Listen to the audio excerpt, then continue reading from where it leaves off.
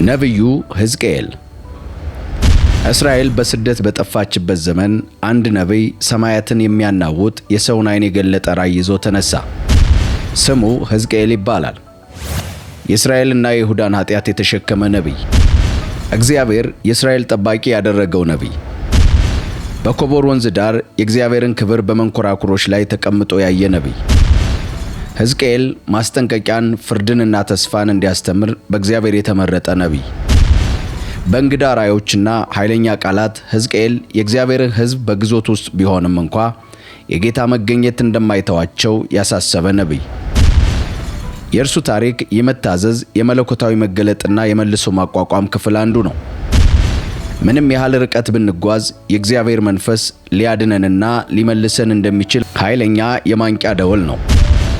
የሕዝቅኤል ታሪክ የእግዚአብሔርን ክብር፣ ተሐድሶና በአስደናቂ ራእዮች የተሞላ ታሪክ ነው።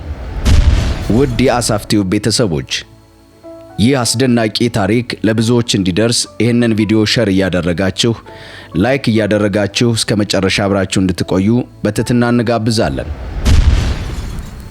ነቢዩ ሕዝቅኤል በ30ኛው ዓመት በ4ኛው ወር በ5ኛው ቀን በኮቦር ወንዝ አጠገብ በምርኮኞች መካከል ሳለሁ ሰማያት ተከፈቱ። እኔም የእግዚአብሔርን ራእይ አየሁ። ንጉሡ ዮአኪን በተማረከ በ5ኛው ዓመት በ5ኛው ቀን በባቢሎናውያን ምድር በኮቦር ወንዝ አጠገብ የእግዚአብሔር ቃል ወደ ቡዝ ልጅ ወደ ካህኑ ወደ ሕዝቅኤል መጣ። በዚያም የእግዚአብሔር እጅ በእርሱ ላይ ነበረች።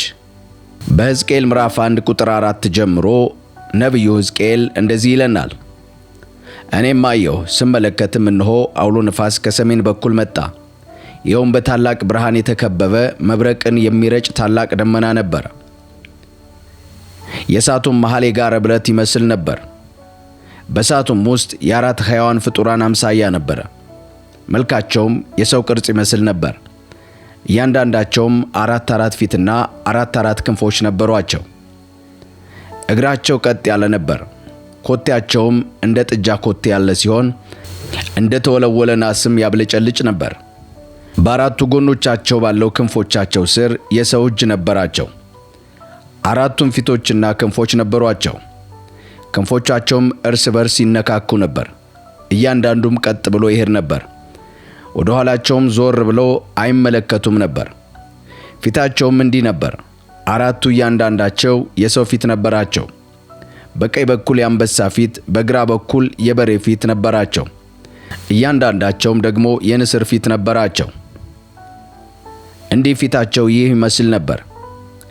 ክንፋቸውም ወደ ላይ ተዘርግቶ ነበር። እያንዳንዳቸው ሁለት ክንፍ ነበራቸው። የእያንዳንዱም ክንፍ የሌላውን ክንፍ ይነካ ነበር። ሁለቱ ክንፎቻቸው ሰውነታቸውን ይሸፍኑ ነበር። እያንዳንዱ ቀጥ ብሎ ወደ ፊት ይሄድ ነበር። ወደ ኋላ ሳይዞር መንፈስ ወደሚሄድበት ሁሉ ይሄዱ ነበር። የሕያዋን ፍጡራን መካከል እንደሚነድ የከሰል ፍም የተቀጣጠለ ችቦ ይመስል ነበር። በፍጡራኑ መካከል እሳት ወዲያና ወዲህ ይንቀሳቀስ ነበር። ብርሃኑም ደማቅ ነበር። ከእሳቱም ውስጥ መብረቅ ይወጣ ነበር። ፍጡራኑም እንደ መብረቅ ብልጭታ ፍጥነት ወዲያና ወዲህ ይወራወሩ ነበር። ሕያዋን ፍጡራን ስመለከታቸው አራት ፊት ባለው በእያንዳንዱ ፍጡር አጠገብ አንዳንድ መንኮራኩር በምድር ላይ አየሁ። የመንኮራኩሮቹም መልክና አሰራር እንዲህ ነበር። እንደ ብርሌ ያንጸባርቁ ነበር። የአራቱም ቅርጽ ተመሳሳይ ሆኖ እያንዳንዱ መንኮራኩር በመንኮራኩር ውስጥ ተሰክቶ የተሰራ ይመስል ነበር። በሚሄዱበትም ጊዜ ፍጡራን ወደሚዞሩበት ወደ አራቱም አቅጣጫ ሁሉ መንቀሳቀስ ይችሉ ነበር። ፍጡራኑ በሚሄዱበት ጊዜ መንኮራኩሮቹም ወዲያና ወዲህ አይሉም ነበር። የመንኮራኩሮቹ ክብ ጠርዝ ረዥምና አስፈሪ ነበር። የአራቱ መንኮራኩሮች ክብ ጠርዝ ዙሪያውም በዓይኖች የተሞላ ነበር። ሕያዋን ፍጡራኑ ሲንቀሳቀሱ ባጠገባቸው ያሉ መንኮራኩሮች ይንቀሳቀሱ ነበር። ሕያዋን ፍጡራን ከምድር ከፍ ሲሉ መንኮራኩሮቹም አብረው ከፍ ይሉ ነበር። መንፈስ ወደሚሄዱበት ሁሉ ይሄዳሉ። የሕያዋን ፍጡራን መንፈስ በውስጣቸው ስላለ መንኮራኩሮቹ አብረዋቸው ይነሳሉ። ፍጡራኑ ሲንቀሳቀሱ ይንቀሳቀሳሉ። ፍጡራኑ ቀጥ ብለው ሲቆሙ እነርሱም ይቆማሉ። ፍጡራኑም ከምድር ከፍ ከፍ ሲሉ የሕያዋኑ ፍጡራን መንፈስ በውስጣቸው ስላለ መንኮራኩሮቹ አብረዋቸው ይነሳሉ። ከሕያዋኑ ፍጡራን ራስ በላይ የሚያስፈራና እንደ በረዶ የሚያንጸባርቅ ጠፈር የሚመስል ነገር ነበር። ከጠፈሩም በታች የእያንዱ ክንፍ ወደ ሌላኛው ተዘርግቶ ነበር። እያንዳንዱም ሰውነቱን የሚሸፍንበት 2 ክንፍ ነበረው። ፍጡራኑ በሚንቀሳቀሱበት ጊዜ የክንፎቻቸው ድምፅ ሰማሁ። ድምፁም እንደሚጎርፍ ውሃ ጩኸት፣ ሁሉን እንደሚችል አምላክ ድምፅና እንደ ሰራዊት ውካታ ነበር። መንቀሳቀሳቸውን አቁመው ክንፎቻቸውን ዝቅ እያደረጉ ከራሳቸው በላይ ካለው ጠፈር ድምፅ ተሰማ። መንቀሳቀሳቸውን አቁመው ክንፎቻቸውን ዝቅ እንዳደረጉ ከራሳቸው በላይ ባለው ጠፈር ድምፅ ተሰማ። ከራሳቸው በላይ ካለው ጠፈር ከፍ ብሎ የሰጴር ዙፋን የሚመስል ነገር ነበር። በዙፋኑም ላይ የሰው መልክ የሚመስል ነበር። ወገቡ ከሚመስለው ጀምሮ ወደ ላይ በእሳት መካከል እንዳለ የጋለ ብረት ከወገቡም በታች እሳት ይመስል እንደነበር አየሁ። ደማቅ ብርሃን በዙሪያው ነበር። በዝናብ ቀን በደመና ውስጥ እንደሚታየው ቀስተ ደመና በዙሪያው ያለ ጸዳል እንዲሁ ነበር። ይህ የእግዚአብሔር ክብር መልክ አምሳያ ነበር። ባየሁትም ጊዜ በግንባሬ ተደፋሁ። የአንድ ተናጋሪን ድምፅ ሰማሁ። በሕዝቅኤል ምዕራፍ 2 ቁጥር 1 ጀምሮ ሕዝቅኤል እንዴት እንደተጠራ እናገኛለን። እርሱም የሰው ልጅ ሆይ ተነስተ በእግርህ ቁም፣ እኔም እናገርሃለሁ አለኝ። እርሱም ሲናገር መንፈስ ወደ ውስጤ ገብቶ በእግሬ አቆመኝ። እርሱም እንዲህ አለኝ፣ የሰው ልጅ ሆይ በእኔ ላይ ወደ አመፀኛው የእስራኤል ሕዝብ ልክሃለሁ። እነርሱና አባቶቻቸው እስከ ዛሬ ድረስ አምፀውብኛል። ሕዝቡም እልከኛና አንገተ ደንዳና ነው። እኔ ወደ እነርሱ ልክሃለሁ። አንተም ጌታ እግዚአብሔር እንዲህ ይላል በላቸው፣ እነርሱ አመፀኛ ቤት ስለሆኑ ቢሰሙህም ባይሰሙህም በመካከላቸው ነቢይ እንደነበረ ያውቃሉ። አንተ የሰው ልጅ ሆይ እነርሱን ወይም ቃላቸውን አትፍራ። ኩርንችትና እሾህ በዙሪያህ ቢኖርም በጊንጦች መካከል ብትቀመጥም አትፍራ። እነርሱ አመፀኛ ቤት ቢሆኑም አንተ በሚሉህ ነገር አትፍራ። እነርሱም አያስደንግጡህ። እነርሱ አመፀኛ ቤት ስለሆኑ ቢሰሙም ባይሰሙም አንተ ቃሌን ንገራቸው። አንተ ግን የሰው ልጅ ሆይ እኔ የምልህን ስማ። እንደነዚህ አመፀኛ ቤት አታምፅ። አፍህን ክፈት፣ የምሰጥህንም ብላ። ከዚህም በኋላ እነሆ አንድ እጅ በእኔ ላይ መጣ ይላል ሕዝቅኤል። ተዘርግቶም አየሁ። ጥቅልል መጽሐፍ ነበረበት። እርሱም በፊቴ ዘረጋው። መጽሐፉንም ከፊትና ከኋላው የሰቆቃና የለቅሶ የዋይታ ቃላት ተጽፎበት ነበር።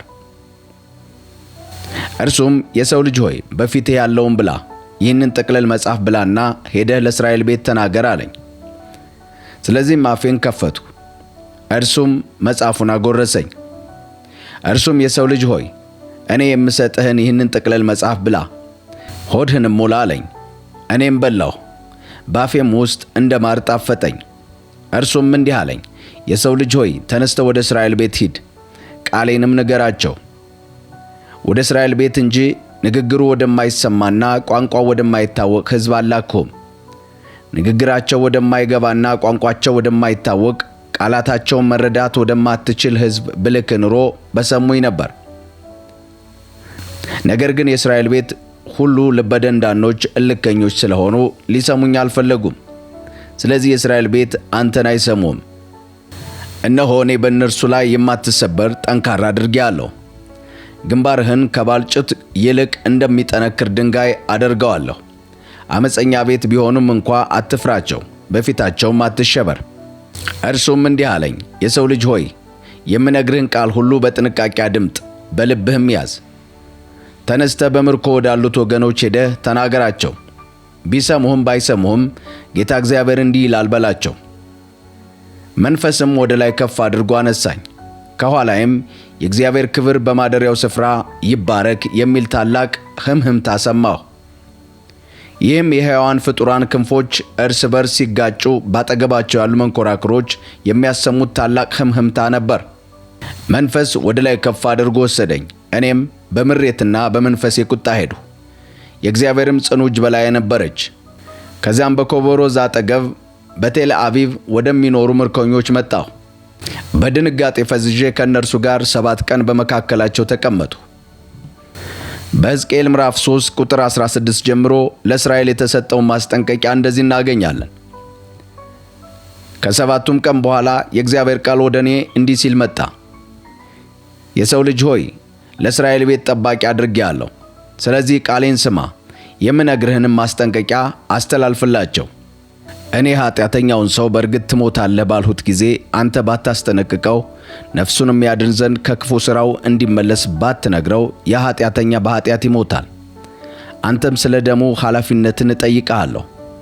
ነገር ግን ኃጢአተኛውን ሰው አስጠንቅቀኸው ከኃጢአቱና ከክፉ መንገዱ ባይመለስ እርሱ በኃጢአቱ ይሞታል፣ አንተ ግን ነፍስህን ታድናለህ። ጻድቁ ሰው ደግሞ ከጽድቁ ተመልሶ ኃጢአት ቢሠራ እኔም መሰናክል በፊቱ ባስቀምጥ እርሱ ይሞታል፣ አንተ አላስጠነቀቅኸውምና በኃጢአቱ ይሞታል። ያደረገውም ጽድቅ አይታሰብለትም፣ አንተንም ስለ ደሙ በኃላፊነት እጠይቅሃለሁ። ነገር ግን ጻድቁን ሰው ኃጢአት እንዳይሠራ ብታስጠነቅቀውና እርሱም ኃጢአትን ባይሠራ ተጠንቅቋልና በእርግጥ በሕይወት ይኖራል፣ አንተም ነፍስህን ታድናለህ። የእግዚአብሔር እጅ በላዬ ነበረ። እርሱም ተነስተህ ወደ ረባዳው ስፍራ ሂድ፣ በዚያም እናገርሃለሁ አለኝ። እኔም ተነስቼ ረባዳው ስፍራ ሄዱ። በኮቦር ወንዝ አጠገብ ያየሁት አይነት ክብር፣ የእግዚአብሔር ክብር በዚያ ቆሞ ነበር። እኔም በግንባሬ ተደፋሁ። መንፈስ በውስጤ ገብቶ በእግሬ አቆመኝ፣ እንዲህም ሲል ተናገረኝ። ቤትህ ገብተህ በርህን ዝጋ። አንተ የሰው ልጅ ሆይ በገመድ ይጠፍሩሃል፣ ወጥተህም በሕዝብ መካከል እንዳትመላለስ ያስሩሃል። ዓመፀኛ ቤት ቢሆኑም ልትገሥጻቸው እንዳትችል ምላስህን ከላንቃህ ጋር አጣብቃለሁ። ድዳም ትሆናለህ፣ ነገር ግን በምናገርህ ጊዜ አፍህን እከፍታለሁ። አንተም ጌታ እግዚአብሔር እንዲህ ይላል ትላቸዋለህ። የሚሰማ ይስማ፣ የማይሰማም አይስማ፣ ዓመፀኛ ቤት ናቸውና። በሕዝቅኤል ምዕራፍ 1 ከቁጥር 1 ጀምሮ የኢየሩሳሌምን በጠላት መከበብ እንደዚህ ይነግረናል። አንተ የሰው ልጅ ሆይ አንድ የሸክላ ጡብ ወስደህ ከፊት ለፊት አስቀምጥ፣ የኢየሩሳሌምንም ከተማ ካርታ ስራበት። ከዚያም በወታደሮች እንደሚከበብ ክበባት፣ ምሽግ ስራባት፣ አፈር ደልድልባት፣ ጦር ሰፈሮችን ቀብቅብባት፣ ቅጥር ደምሳሽ ግንቦችን በዙሪያዋ አስቀምጥባት። የብረት ምጣድ ወስደህ ባንተና በከተማይቱ መካከል እንደ ብረት ቅጥር አቁመው፣ ፊትህንም ወደ እሷ አዙር። የተከበበች ትሆናለች፣ አንተም ትከባታለህ። ይህ ለእስራኤል ቤት ሁሉ ምልክት ይሆናል። አንተም በግራ ጎን ተኛ፣ የእስራኤልም ቤት ኃጢአት ባንተ ላይ ይሆን። በዚህ ጎን በተኛህበት ቀን ቁጥር ኃጢአታቸውን ትሸከማለህ። እነርሱ ኃጢአት ባደረጉበት ዓመት መጠን የቀን ቁጥር መድቤልሃለሁ። ስለዚህ 390 ቀን የእስራኤልን ቤት ኃጢአት ትሸከማለህ። ይህን ከፈጸም በኋላ ደግሞ በቀኝ ጎንህ ትተኛለህ፣ የይሁዳ ቤት ኃጢአት ትሸከማለህ። ለእያንዳንዱ ዓመት አንድ ቀን በማድረግ 40 ቀን መድቤብሃለሁ። ፊትህን ወደ ኢየሩሳሌም ከበባ ታዞራለህ፣ በራቁ ክንድህ ትንቢት ትናገርባታለህ። የከበባትን ወራት እስክትፈጽም ድረስ ከአንዱ ጎን ወደ ሌላው መገላበጥ አትችልም። በገመድ አስረሃለሁ። ስንዴንና ገብስ፣ ባቄላና ምስር እንዲሁም ዘንገዳና ጠመዥ ወስደህ በአንድ ሸክላ ውስጥ አስቀምጥ። ከዚያም ለራስህ እንጀራ ጋግር። 390 ቀን በጎን በምትተኛበት ጊዜ ትመገበዋለህ። በየቀኑ የምትበላው እህል 20 ሰቅል መዝነህ አስቀምጥ። በተወሰነ ጊዜ ትበላዋለህ። የምትጠጣውንም ውሃ 1/6ኛውን ኢን ለክተህ አስቀምጥ። በተወሰነ ጊዜ ትጠጣዋለህ። የገብስ እንጎቻ እንደምትበላ አድርገህ ትበላለህ። እግዚአብሔርም ሕዝቅኤልን ለአእምሮ የሚከብድ ነገር እንደዚህ ይለዋል። የሰውን ዓይነ ምድር አንድደህ በሕዝብ ፊት ጋግረው። እግዚአብሔርም በዚህ ሁኔታ የእስራኤል ሕዝብ እነርሱም በምበትንበት በአሕዛብ መካከል ርኩስ ምግብ ይበላሉ አለ። በሕዝቅኤል ምዕራፍ 10 ላይ ልብን የሚነካና እጅግ የሚያሳዝን ታሪክ እናገኛለን። እርሱም የእግዚአብሔር ክብር ከቤተ መቅደሱ መለየቱን ነው።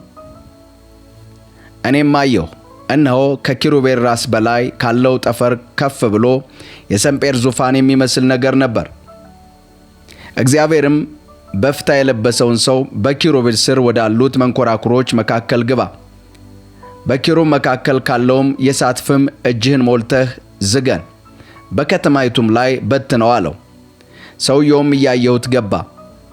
ሰውየው ወደ ውስጥ በገባ ጊዜ ኪሩቤል በቤተ መቅደሱ ውስጥ በደቡብ በኩል ቆመው ነበር። ከዚህ በኋላ የእግዚአብሔር ክብር ከቤተ መቅደሱ ደጃፍ ላይ ተነስቶ ከኪሩቤል በላይ ቆመ። ኪሩቤልም እኔ እያየኋቸው ክንፎቻቸውን ዘርግተው ከምድር ተነስተው ሄዱ። መንኮራኩሮችም አብረዋቸው ሄዱ። በእግዚአብሔርም ቤት በምሥራቁ በር መግቢያ ላይ ቆሙ። የእስራኤል አምላክ ክብር በላያቸው ላይ ነበር። በዚህ በኮቦር ወንዝ አጠገብ ከእስራኤል አምላክ በታች ያየኋቸው ሕያዋን ፍጡራን ነበሩ። ኪሩቤልም እንደሆኑ አስተዋልሁ። እያንዳንዳቸው 4 ፊት፣ 4 ክንፍ፣ ክንፎቻቸውም 10 የሰው እጅ የሚመስል ነበራቸው። ፊታቸውም በኮቦር ወንዝ አጠገብ ያየኋቸው ጋር ይመሳሰሉ ነበር። በሕዝቅኤል ምዕራፍ 11 ቁጥር 1 ጀምሮ በእስራኤል መሪዎች ላይ የተላለፈውን ፍርድ እናገኛለን። መንፈስም ወደ ላይ አነሳኝ፣ ከዚያም በምሥራቅ በኩል ወዳለው ወደ እግዚአብሔር ቤት በር አመጣኝ። በበሩ መግቢያ ላይ 25 ሰዎች ነበሩ። በእነርሱም መካከል የሕዝቡን መሪዎች የአዙርን ልጅ የአዛንያንና የበናያስን ልጅ ፈላጥያንን አየሁ። እግዚአብሔርም እንዲህ አለኝ፣ የሰው ልጅ ሆይ እነዚህ ሰዎች ክፋትን የሚያቅዱና በዚች ከተማ ላይ ተንኮልን የሚመክሩ ናቸው። እነርሱም ቤቶች የሚሰሩበት ጊዜ ቅርብ አይደለምን? ይህች ከተማ ድስት ናት፣ እኛም ሥጋ ነን ብለዋል።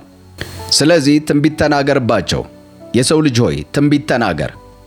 የእግዚአብሔርም መንፈስ በላይ ወረደ፣ እንዲህም አለኝ፣ እግዚአብሔር እንዲህ ይላል፣ የእስራኤል ቤት ሆይ እናንተ እንዲህ ብላችኋል፣ እኔ ግን የልባችሁን ሐሳብ አውቃለሁ። በዚህች ከተማ ውስጥ ሰው ገድላችኋል፣ መንገዶቿን ሬሳ በሬሳ አድርጋችኋል። ስለዚህ ጌታ እግዚአብሔር እንዲህ ይላል፣ በዚህ የጣላችኋቸው ሬሳዎች እነርሱ ሥጋ ናቸው። ይህች ከተማ ድስት ናት፣ እናንተን ግን ከውስጧ አወጣቸዋለሁ። ሰይፍን ፈርታችኋል፣ እኔም ሰይፍ ልክባቸዋለሁ ይላል ጌታ እግዚአብሔር።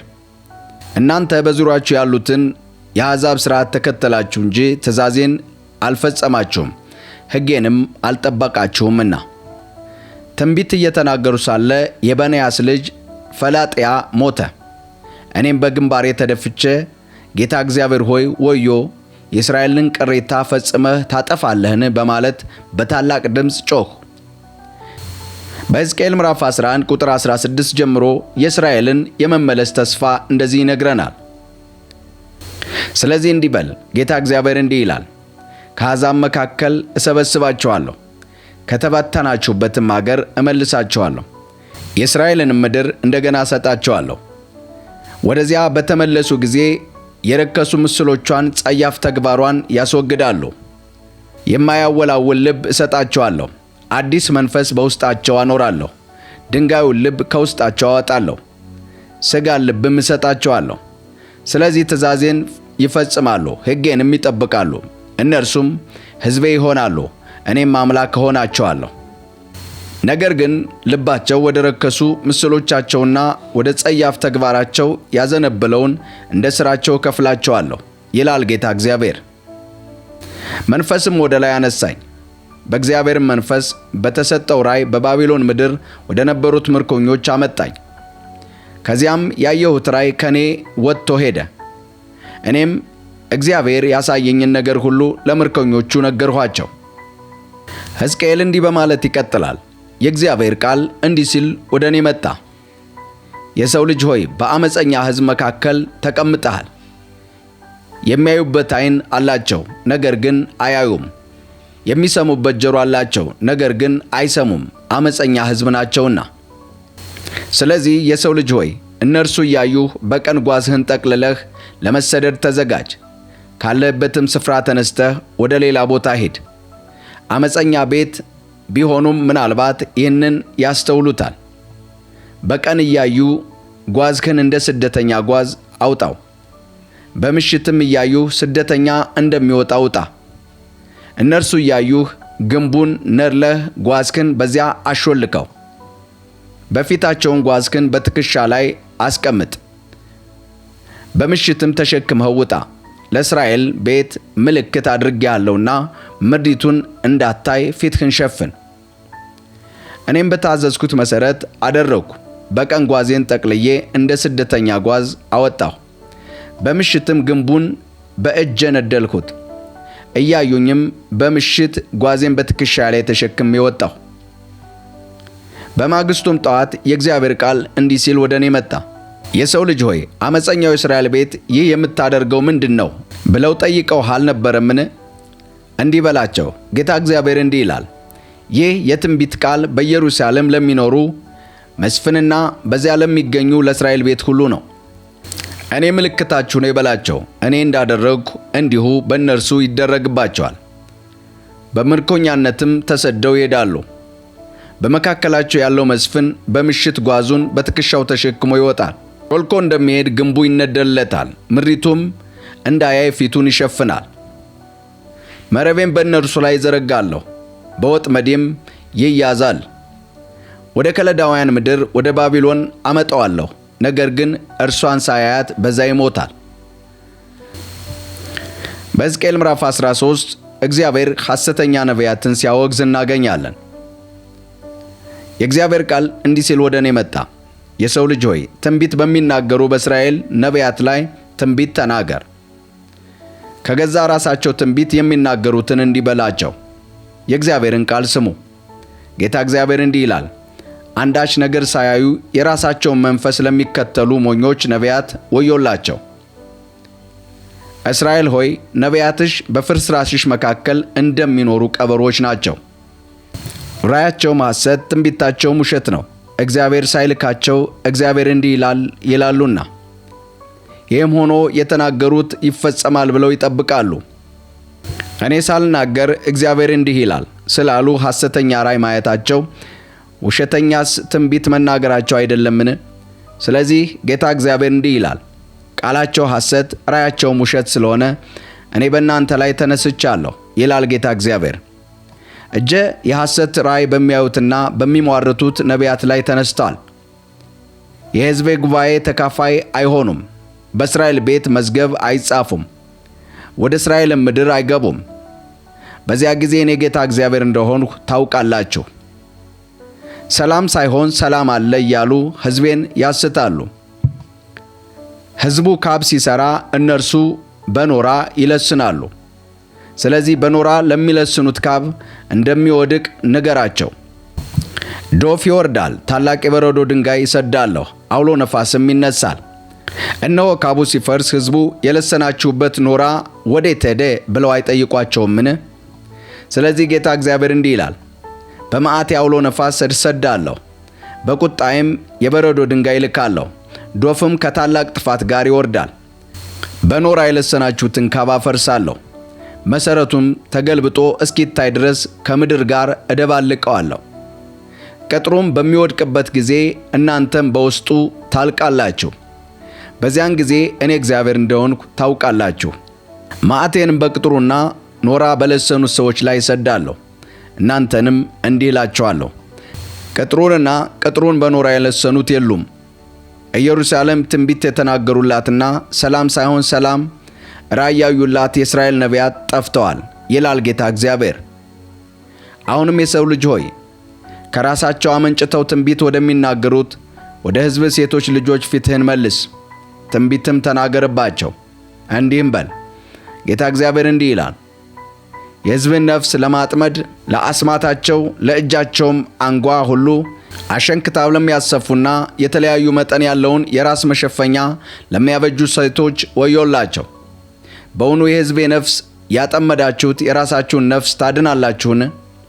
ለቁራሽ እንጀራ ስትሉ ሐሰትን የሚያደምጥ ሕዝቤን እየዋሻችሁ መሞት የማይገባውን በመግደል መኖር የማይገባውን በማትረፍ በሕዝቤ መካከል አርክሳችሁኛል። ስለዚህ ጌታ እግዚአብሔር እንዲህ ይላል፣ እነሆ የሕዝብን ነፍስ እንደ ወፍ በምታጠምዱበት አሸንክታብ ላይ ተነስቻለሁ። ከክንዳችሁ ላይ እቀዳድደዋለሁ፣ እንደ ወፍ የምታጠምዱበትን ሕዝብ ነፃ አወጣዋለሁ። መሸፈኛችሁን ቀድጄ ሕዝቤን ከእጃችሁ አድናለሁ። ከእንግዲህም ወዲህ በቁጥጥራችሁ ስር አይሆንም። በዚያን ጊዜ እኔ እግዚአብሔር እንደሆንኩ ታውቃላችሁ። እኔ ያላሳዘንሁትን ጻድቅ በውሸት ስላሳዘናችሁ ኃጢአተኛውንም ከክፉ መንገዱ ተመልሶ ሕይወቱን እንዳያድን በኃጢአት ስላበረታታችሁት ከእንግዲህ የሐሰት ራእይን አታዩም፣ ሟርትንም አታሟርቱም። ሕዝቤን ከእጃችሁ አድናለሁ። በዚያን ጊዜ እኔ እግዚአብሔር እንደሆን ታውቃላችሁ ይላል የሠራዊት ጌታ እግዚአብሔር።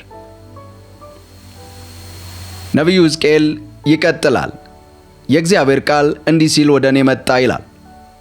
የሰው ልጅ ሆይ የወይን ግንድ በዱር ካሉት ዛፎች ሁሉ ቅርንጫፎች የሚሻለው በምንድን ነው?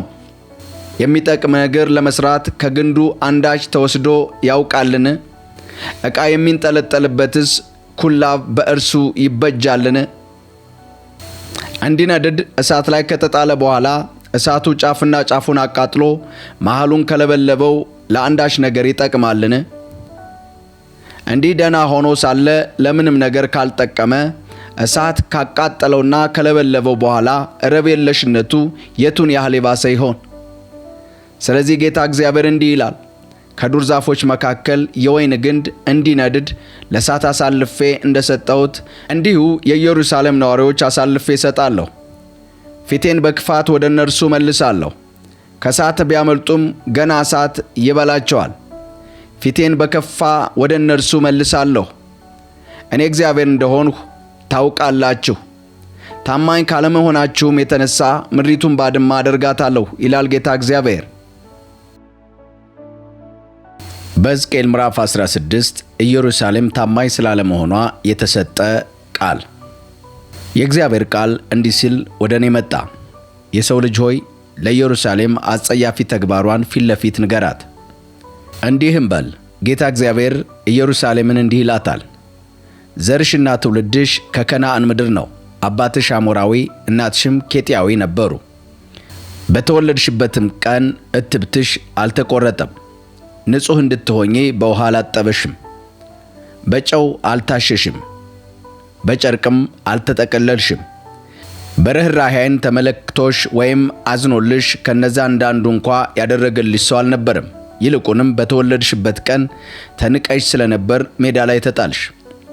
እኔም በዛ ሳልፍ በደምሽ ውስጥ ወዲያና ወዲህ ስትፈራገጭ አየሁሽ።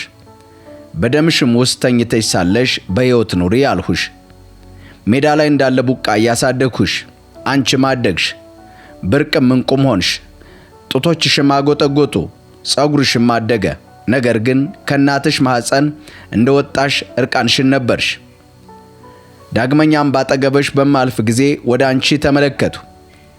ለመፈቀርም እንደደረስሽ ባየው ጊዜ የመጎናጸፊያዬን ዘርፍ በላይሽ ዘርግቼ ዕርቃንሽን ሰፈንሁ፣ ማልሁልሽም፣ ከአንቺም ጋር ቃል ኪዳን ተጋባሁ ይላል ጌታ እግዚአብሔር። አንቺም የኔ ሆንሽ። በውሃ አጠገቤ ከደም አጠራውሽ፣ ዘይትም ቀባውሽ። በውሃ ጥቤ ከደም አጠራውሽ፣ ዘይትም ቀባውሽ። ወርቀ ዘቦም አለበስኩሽ፣ ምርጥ ቆዳ ጫማም አደረግሁልሽ። ያማረ በፍታም አለበስኩሽ፣ ውድ መደረቢያም አጎናጸፍኩሽ። በጌጣጌጥ አስቆነጀውሽ፣ በእጅ አምባርም በአንገትሽም ድሪ አጠለቅሁልሽ። በአፍንጫሽ ቀለበት፣ በጆሮሽ ጉትቻ፣ በራስሽም ላይ ውብ አክሊል አደረግሁልሽ። በወርቅና በብር ጌጦችም ልብስሽንም ያማረ በፍታ ሐርና ወርቀ ዘቦ ነበር። ምግብሽም የላም ዱቄት ማርና ወይራ ዘይት ነበር። እጅግ ውብ ሆነሽ ንግሥት ለመሆን በቃሽ።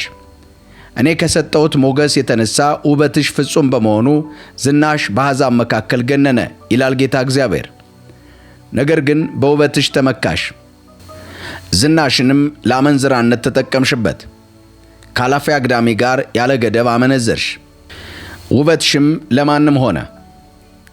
ከልብስሽም አንዳንዱን ወስደሽ የምታመነዝሪበትን መስገጃ ስፍራ አስጌጥሽበት። እንዲህ አይነት ነገር ከዚህ ቀደም አልታየም፣ ወደፊትም አይኖርም። ከሰጠውሽ ወርቅና ብሬ የተሰራውን ምርጥ ጌጣጌጥ ወስደሽ የወንድ ምስሎች ለራስሽ አበጀሽ፣ ከነርሱም ጋር ዝሙት ፈጸምሽ።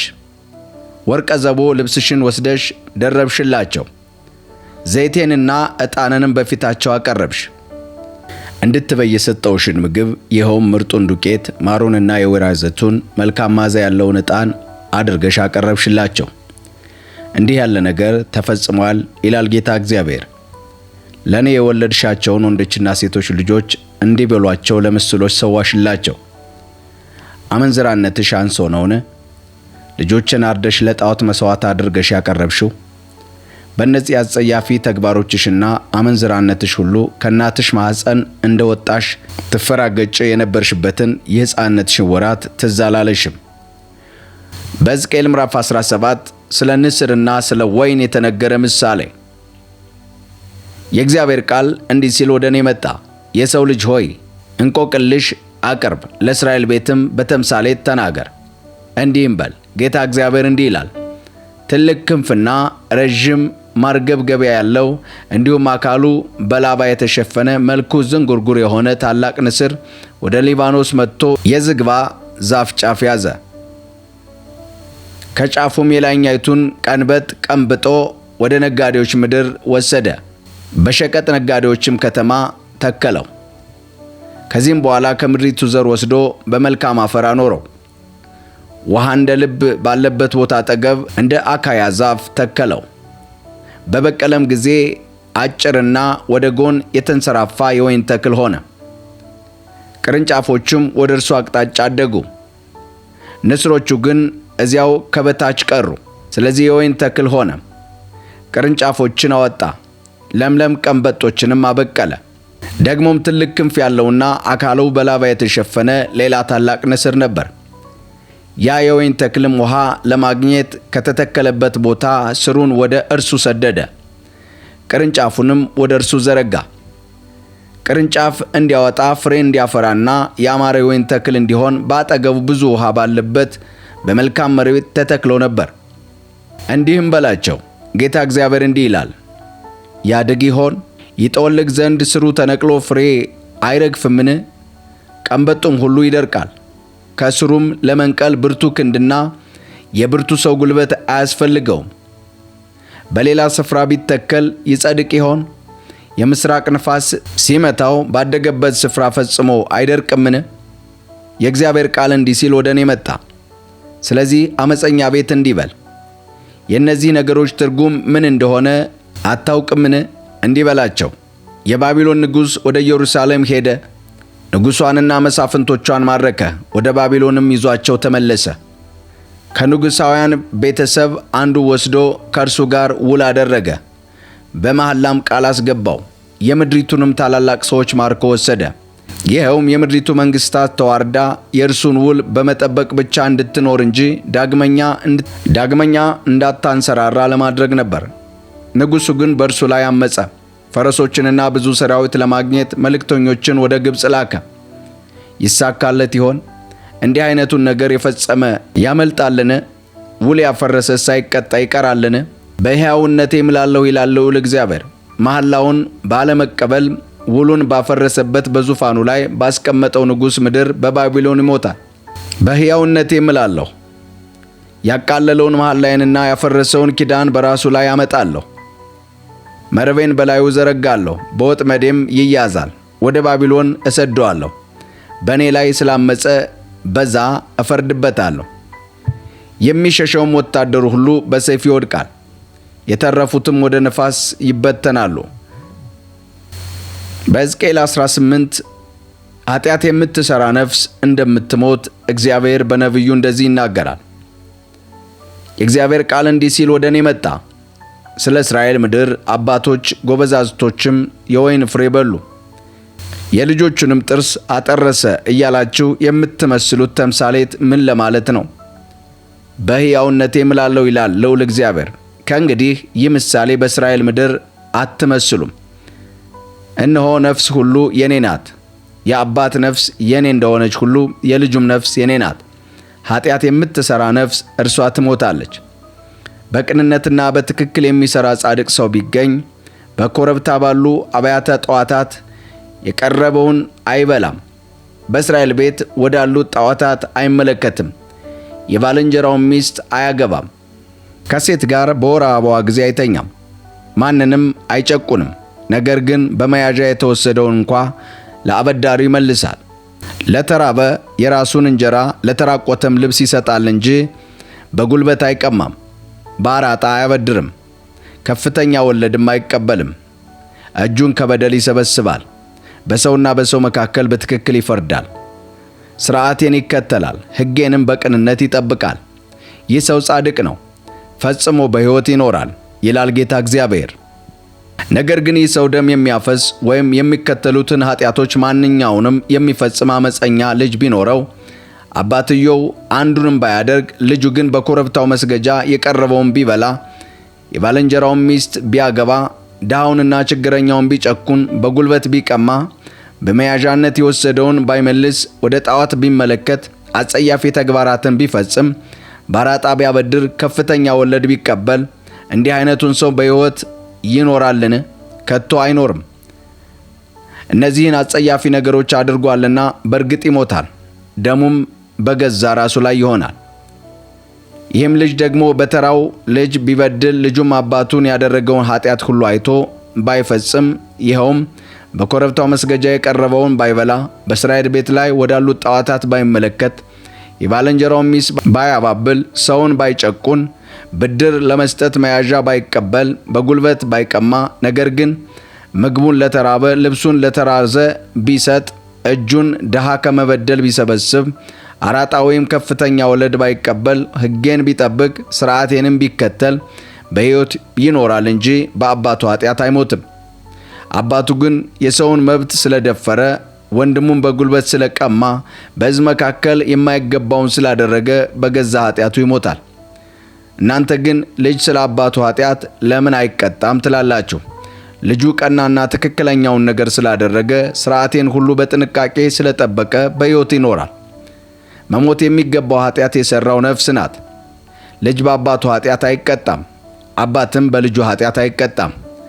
ጻድቁ የጻድቁን ፍሬ ያገኛል፣ ኃጢአተኛውም የኃጢአቱን ዋጋ ይቀበላል። ኃጢአተኛ ከሠራው ኃጢአት ሁሉ ተመልሶ ሥርዓቴን ሁሉ ቢጠብቅ ቀናና ትክክለኛውን ነገር ቢያደርግ ፈጽሞ በሕይወት ይኖራል እንጂ አይሞትም። በደሉ ሁሉ አይታሰብበትም፣ በጽድቅ መንገድ ሄዷልና በሕይወት ይኖራል። በውኑ ኃጢአተኛ ሲሞት ደስ ይለኛልን? ይላል ጌታ እግዚአብሔር። ይልቁን ከመንገዱ ተመልሶ በሕይወት ሲኖር ደስ አይለኝምን? ጻድቅ ሰው ግን ከጽድቁ ተመልሶ ኃጢአት ቢሠራ ኃጢአተኛውም የሚያደርገውን አጸያፊ ነገር ቢፈጽም ይህ ሰው በውኑ በሕይወት ይኖራልን? ከሠራው ጽድቅ አንዱም አይታሰብለትም። ታማኝ ባለመሆኑና ከፈጸመው ኃጢአት የተነሳ ይሞታል። እናንተ ግን የጌታ መንገድ ቀና አይደለችም ትላላችሁ። የእስራኤል ቤት ሆይ ስማ፣ መንገዴ ቀና አይደለችምን? ቀና ያልሆነውስ የእናንተው መንገድ አይደለምን? ጻድቅ ከጽድቁ ተመልሶ ኃጢአት ቢሠራ በኃጢአቱ ይሞታል፣ ከፈጸመውም በደል የተነሳ በሕይወት አይኖርም። ኃጢአተኛው ግን ከክፉ ሥራው ተመልሶ በታማኝነትና በቅንነት ቢኖር ሕይወቱን ያድናል። የፈጸመውን በደል ሁሉ ተገንዝቦ ካደረገውም ክፉ ሁሉ ስለተመለሰ ፈጽሞ በሕይወት ይኖራል እንጂ አይሞትም። የእስራኤል ቤት ግን የጌታ መንገድ ቀና አይደለችም ይላል። የእስራኤል ቤት ሆይ መንገዴ ቀና አይደለችምን? ቀና ያልሆነችውስ የእናንተ መንገድ አይደለችምን? የእስራኤል ቤት ሆይ ስለዚህ እንደየሥራችሁ በእያንዳንዳችሁ ላይ እፈርዳለሁ ይላል ጌታ እግዚአብሔር። እንግዲህ ንስሐ ግቡ፣ በኃጢአት እንዳትጠፉ ከኃጢአታችሁ ሁሉ ተመለሱ። በእኔ ላይ የፈጸማችሁትን በደል ሁሉ ወደ ኋላ ጣሉት። አዲስ ልብና አዲስ መንፈስ ይኑራችሁ። የእስራኤል ቤት ሆይ ለምን ትሞታላችሁ? ማንም እንዲሞት አልሻምና ይላል ጌታ እግዚአብሔር። ወደ እኔ ተመለሱና በሕይወት ኑሩ። የእስራኤል ቤት ሆይ ስለ እናንተ ግን ጌታ እግዚአብሔር እንዲህ ይላል፣ የማትሰሙኝ ከሆነ እያንዳንዳችሁ ሂዱና ለጣዖቶቻችሁ ስገዱ።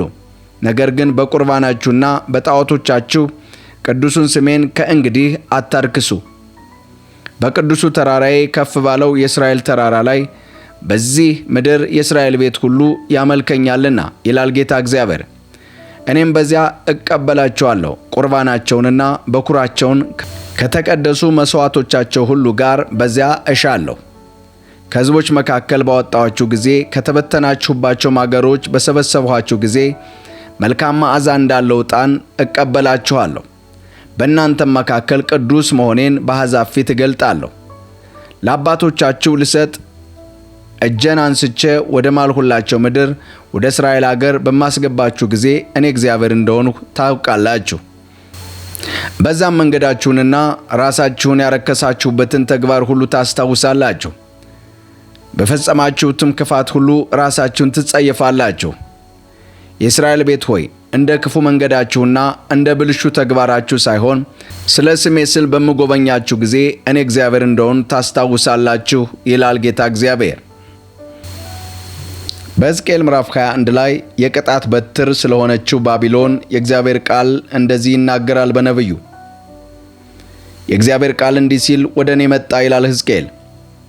የሰው ልጅ ሆይ ፊትህን ወደ ኢየሩሳሌም አዙር፣ በመቅደሱ ላይ ቃል ተናገር፣ በእስራኤል ምድር ላይ ትንቢት ተንብይ።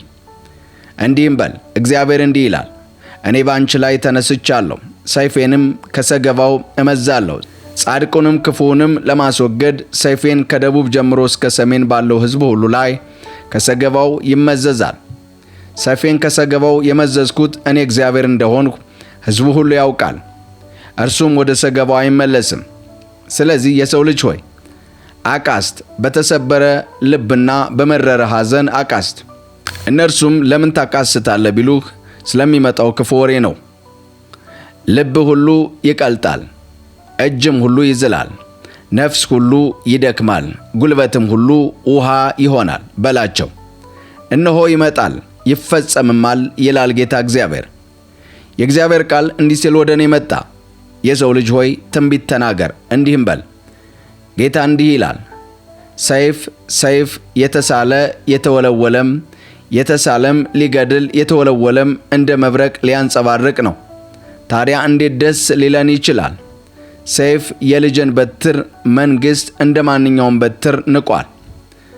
በእጁ እንዲያዝ ሰይፍ ሊወለውል ተሰጥቷል።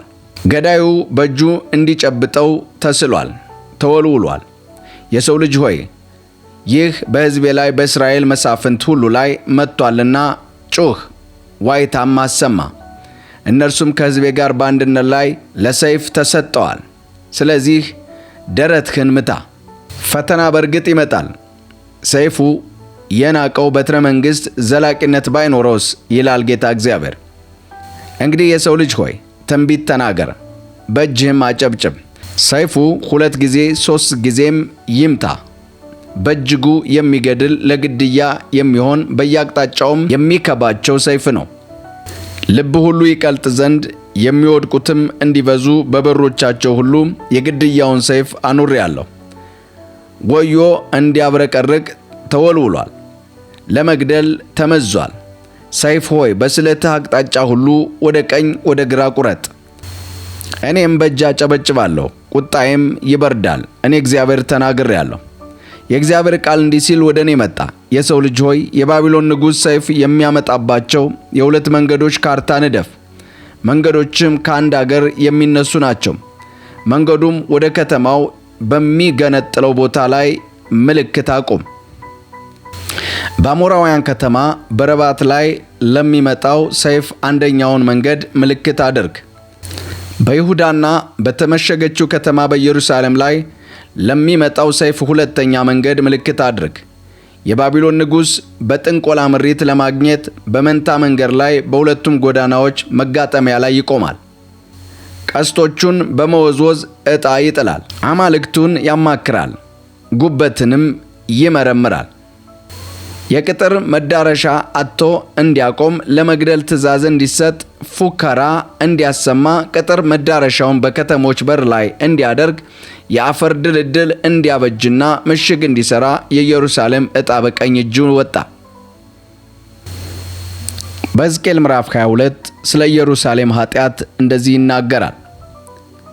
እግዚአብሔር ቃል እንዲህ ሲል ወደ እኔ መጣ። የሰው ልጅ ሆይ አትፈርድባትምን? ደም በምታፈሰው በዚህች ከተማ ላይ አትፈርድምን?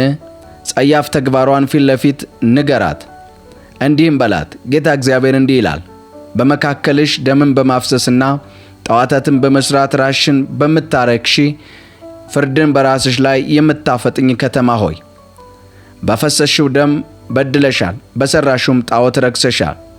ከዚህም የተነሳ ቀንሽን አቅርበሻል፣ ዕድሜሽንም አሳጥረሻል። ስለዚህ ለአሕዛብ መዘባበቻ ለአገሩም ሁሉ መሳለቂያ አደርግሻለሁ።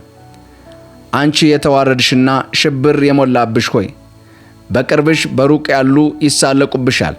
እነሆ በመካከልሽ ያለ እያንዳንዱ የእስራኤል መስፍን ደም ለማፍሰስ ሥልጣኑን ይጠቀማል። አባቶችሽና እናቶችሽ በውስጥሽ ተዋረዱ፣ መጻተኞችሽ ተጨነቁ፣ ድሀ አደጎችና መበለቶች ተንገላቱ። ነዋያት ቅድሳቴ አቃለልሽ፣ ሰንበቴንም አረከሽ። ደምን ለማፍሰስ ወሬ የሚያቀብሉ በውስጥሽ አሉ። በኮረብታ ቤተ ጣዖት የተሰዋውን የሚበሉና ዝሙትን የሚፈጽሙ ሰዎች በመካከልሽ ይገኛሉ።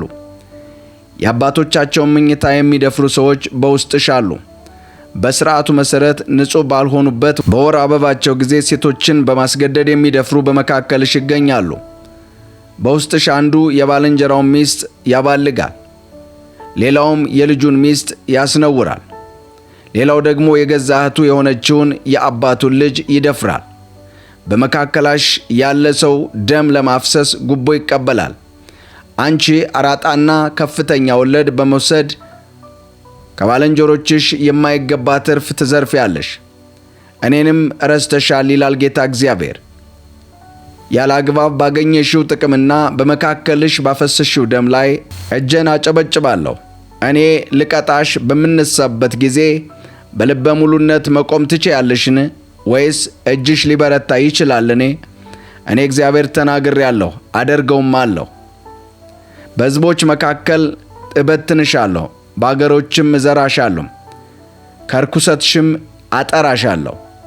በሕዝቦች ዘንድ በምትረክሽበት ጊዜ እኔ እግዚአብሔር እንደሆን ታውቂያለሽ። እግዚአብሔር ሕዝቅኤልን እንደዚህ ይለዋል፣ የሰው ልጅ ሆይ የእስራኤል ቤት የብረት ዝቃጭ ሆነብኝ። ሁሉም በከውር ውስጥ ቀልጦ እንደሚቀር መዳብ፣ ቆርቆሮ፣ ብረትና እርሳስ ናቸው። እነዚህ ከብር የሚወጡ ዝቃጭ ናቸው። ስለዚህ ልዑል እግዚአብሔር እንዲህ ይላል፣ ሁላችሁም የብረት ዝቃጭ ስለሆናችሁ ወደ ኢየሩሳሌም እሰበስባችኋለሁ። ሰው ብሩንና መዳቡን ብረቱንና እርሳስን እንዲሁም ቆርቆሮውን ለማቅለጥ ከውር ውስጥ አስገብቶ እሳት እንደሚያነድበት እኔም እነዚሁን በቁጣይና በመዓቴ ወደ ከተማይቱ እሰበስባቸዋለሁ፣ በዛም አቀልጣቸዋለሁ። ሰብስቢያችሁ የቁጣይን እሳት በእስትንፋሴ እንድሰድባችሁ እናንተም በዛ ውስጥ ቀልጣችሁ ትቀራላችሁ። እኔ እግዚአብሔር ቁጣይን በላሳችሁ እንዳፈሰስ ታውቃላችሁ። በሕዝቅኤል ምዕራፍ 29 ላይ በግብፅ ላይ የተነገረን ትንቢት እንደዚህ እናገኛለን። በ10ኛው ዓመት በ10ኛው ወር በ12ኛው ቀን የእግዚአብሔር ቃል እንዲህ ሲል ወደ እኔ መጣ። የሰው ልጅ ሆይ ፊትህን ወደ ግብፅ ንጉሥ ወደ ፈርዖን አዙር፣ በእርሱና በግብፅ ሁሉ ላይ ትንቢት ተናገር። እንዲህም ብለህ ተናገረው፣ ጌታ እግዚአብሔር እንዲህ ይላል፣ በወንዞች መካከል የምትተኛ አንተ ታላቅ አውሬ፣ የግብፅ ንጉሥ ፈርዖን በአንተ ላይ ተነስቻለሁ። የአባይ ወንዝ የኔ ነው፣ ለራሴም ሰርቼዋለሁ ትላለህ። ነገር ግን በመንጋጋህ መንጠቆ አስገባለሁ፣ የወንዞችህም ዓሦች ከቅርፊትህ ጋር አጣብቃለሁ። ቅርፊትህ ላይ ከተጣበቁት ዓሦች ሁሉ ጋር ከወንዞችህ ጎትቼ አወጣሃለሁ። አንተንና ወንዞችህን ያለውን ዓሣ ሁሉ በምድረ በዳ እጥላለሁ። በገላጣ መሬት ላይ ትወድቃለህ፣ የሚሰበስብህ የሚያነሳህም አይኖርም። ለምድር አውሬና ለሰማይ ወፎች ምግብ እንድትሆን አሳልፌ እሰጥሃለሁ። ከዚያም በግብፅ የሚኖሩ ሁሉ እኔ እግዚአብሔር እንደሆኑ ያውቃሉ። ለእስራኤል ቤት የሸምበቆ በትር ነበርህ። በእጃቸው ሲይዙ ተሰንጥቀህ ትከሻቸውን ወጋህ፣ ሲደገፉህ ተሰብረህ ጀርባቸውን አጎበጥህ። ስለዚህ ጌታ እግዚአብሔር እንዲህ ይላል፣ ሰይፍ አመጣብሃለሁ፣ ሰዎችህንና እንስሳቶችህን እገድላለሁ። ግብፅ ባድማ ምድረ በዳ ትሆናለች። ከዚያም እኔ እግዚአብሔር እንደሆንሁ ያውቃሉ። የአባይ ወንዝ የኔ ነው፣ እኔም ሰርቼዋለሁ ብለሃልና፣ ስለዚህ በአንተ ላይ ተነስቻለሁ፣ በወንዞችህ ላይ ተነስቻለሁ። የግብፅ ምድር ከሚግዶል እስከ አስዋን ከዚያም እስከ ኢትዮጵያ ወሰን ድረስ ፍርስራሽና ባድማ አደርጋታለሁ። የሰው እግርም ሆነ የእንስሳት ኮቴ በውስጡ አያልፍም። እስከ 40 ዓመት ማንም አይኖርባትም። የግብፅን ምድር ከጠፉ ምድሮች መካከል እንዳንዱ ባድማ አደርጋታለሁ። ከተሞቿም በፈራረሱ ከተሞች መካከል 40 ዓመት ባድማ ይሆናሉ። ግብፃውያንንም በአሕዛብ መካከል እበትናቸዋለሁ፣ በአገሮቹም መካከል እዘራቸዋለሁ። ያም ሆኖ ጌታ እግዚአብሔር እንዲህ ይላል፣ ከ40 ዓመት በኋላ ግብፃውያንን ከተበተኑበት አገሮች መካከል እሰበስባቸዋለሁ፣ ከተማረኩበትም አወጣቸዋለሁ፣ ወደ አባቶቻቸው ምድር ወደ ጳጥሮስ እመልሳቸዋለሁ። ከመንግሥታት ሁሉ አነስተኛ ትሆናለች፣ ከሌሎችም አሕዛብ በላይ ራሷን ከፍ ከፍ በማድረግ አትችልም። እጅግ ደካማ አደርጋታለሁ፣ ስለዚህ ሌሎች አሕዛብ እንደገና መግዛት አትችልም። ግብፅ ከእንግዲህ ለእስራኤል ሕዝብ መታመኛ አትሆንም። ለእርዳታ ወደ እርሷ ዘወር ባሉ ጊዜ ላደረጉት ኃጢአት ግን መታሰቢያ ትሆናለች። ከዚህም እኔ ጌታ እግዚአብሔር እንደሆንሁ ያንን ጊዜ ያውቃሉ። በ27ኛው ዓመት በመጀመሪያው ወር በመጀመሪያው ቀን የእግዚአብሔር ቃል እንዲህ ሲል መጣ ይላል ሕዝቅኤል። የሰው ልጅ ሆይ የባቢሎን ንጉሥ ናቡከደነፆር አስቸጋሪ በሆነ ዘመቻ ሰራዊቱን በጢሮስ ላይ አንቀሳቀሰ፣ የሁሉም ራስ ተመቷል። በሕዝቅኤል ምዕራፍ 33 ሕዝቅኤል ጉበኛ መሆኑን የእግዚአብሔር ቃል እንዲህ ይለናል። የእግዚአብሔር ቃል እንዲህ ሲል ወደ እኔ መጣ ይላል። የሰው ልጅ ሆይ ለአገር ሰዎች ተናገር፣ እንዲህም በላቸው፣ በምድር ላይ ሰይፍን ሳመጣ የምድሪቱ ሕዝብ ከሰዎቻቸው አንዱን መርጠው ጉበኛ ቢያደርጉት፣ እርሱም በምድሪቱ ላይ ሰይፍ ሲመጣ አይቶ ሕዝቡን ለማስጠንቀቅ መለከት ቢነፋ፣ ከዛም ማንም መለከትን ሰምቶ ባይጠነቀቅ ሰይፍን መጥቶ ሕይወቱን ቢያጠፋ ደሙ በገዛ ራሱ ላይ ይሆናል። የመለከቱን ድምፅ ሰምቶ ባለማስጠንቀቁ ደሙ በገዛ ራሱ ላይ ይሆናል። ቢጠነቀቅ ኖሮ ግን ራሱን ባዳነ ነበር። ነገር ግን ጉበኛ ሰይፍ ሲመጣ አይቶ ሕዝቡን ለማስጠንቀቅ መለከት ሳይነፋ ቢቀርና ከመካከላቸው የአንዱን ሰው ሕይወት ሰይፍ ቢያጠፋ ያ ሰው ስለ ኃጢአቱ ይወሰዳል። ጉበኛው ግን ስለ ሰውየው ደም ተጠያቂ አደርገዋለሁ። የሰው ልጅ ሆይ አንተን ለእስራኤል ቤት ጉበኛ አድርጌአለሁ ይለዋል እግዚአብሔር። ስለዚህ የምናገረውን ቃል ስማ፣ ማስጠንቀቂያዬንም ስጣቸው። ክፉውን አንተ ክፉ ሰው በእርግጥ ትሞታለህ ባልሁህ ጊዜ እርሱን ከመንገዱ እንዲመለስ ባታደርገው ያ ክፉ ሰው በኃጢአቱ ይሞታል፣ አንተ ግን ስለ ደሙ ተጠያቂ ትሆናለህ። ነገር ግን ክፉውን ሰው ከመንገዱ እንዲመለስ ነግረኸው እሺ ባይል እርሱ ስለ ኃጢአቱ ይሞታል፣ አንተ ግን ራስህን አድነሃል። የሰው ልጅ ሆይ ስለ እስራኤል ቤት እንዲህ በል፣ እንዲህ ትላላችሁ፣ በደላችሁንና ኃጢአታችሁ ከብዶአልና ከዚህም የተነሳ ልንጠፋ ነው። ታዲያ እንዴት መኖር እንችላለን? እንዲህ በላቸው፣ በሕይወቴ እምላለሁ ይላል ጌታ እግዚአብሔር፣ ከመንገዳችሁ ተመልሳችሁ በሕይወት እንድትኖሩ እንጂ በክፉ ሞት ደስ አይለኝም። ተመለሱ፣ ከክፉ መንገዳችሁ ተመለሱ። የእስራኤል ቤት ሆይ ለምን ትሞታላችሁ? ይላል እግዚአብሔር። አሁንም የሰው ልጅ ሆይ ለአገር ሰዎች እንዲህ በላቸው፣ ጻድቅ ሰው ትእዛዝን በተላለፈ ጊዜ የቀድሞ ጽድቁን አያደርግም። ኃጢአተኛ ሰው ከኃጢአቱ ከተመለሰ ከቀድሞ ክፋቱ የተነሳ አይጠፋም። ጻድቅ ሰው ኃጢአት ቢሰራ በቀድሞ ጽድቁ ምክንያት በሕይወት እንዲኖር አያደርግም። ጻድቁን ሰው በእርግጥ በሕይወት ትኖራለህ ብለው እርሱም ጽድቁን ተማምኖ ክፉ ቢሰራ ከጽድቁ ሥራው አንዱንም አይታሰብለትም፣ በኃጢአቱም ምክንያት ይሞታል። እንዲሁም ክፉውን ሰው በእርግጥ ትሞታለህ ብለው እርሱም ከኃጢአቱ ተመልሶ ቀና የሆነውንና ትክክለኛውን ነገር ቢያደርግ ለሰጠው ብድር የተቀበለውን መያዣ ቢመልስ የሰረቀውን መልሶ ቢሰጥ በሕይወት የሚሰጡትን ትእዛዞች ቢከተል ክፉ ነገርንም ባያደርግ በእርግጥ እርሱ በሕይወት ይኖራል አይሞትምም። ከሠራው ኃጢአት አንዱም አይታሰብበትም። ቀናውንና ትክክለኛውን አድርጓልና በእርግጥ በሕይወት ይኖራል። የሆኖ የአገር ሰዎች የጌታ መንገድ ቀና አይደለችም ይላሉ። ቀና ያልሆነው ግን የእነርሱ መንገድ ነው። ጻድቅ ሰው የጽድቁን ሥራ ትቶ ክፉ ነገር ቢያደርግ ስለ ኃጢአቱ ይሞታል።